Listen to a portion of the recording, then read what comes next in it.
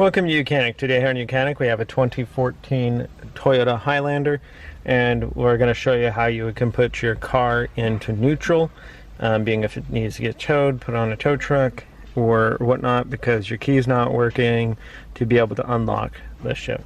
So there is a manual release for your automatic transmission.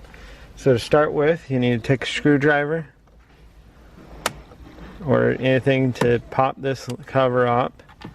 And then when that cover's up, then you can just push the little tab. You don't need to push a whole lot of pressure on it, but you push that tab down, and then you're able to move your gear selector and put it into neutral to be able to get it towed and to do what you need to do. Or to push it off the street if your car has died and you can't move it. That's a manual way to put it into neutral.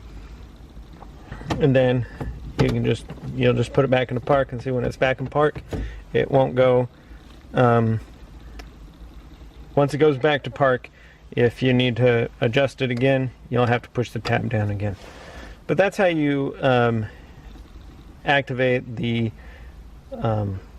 switch to be able to put your gear selector in neutral when you have misplaced keys or things aren't working, to be able to get it towed.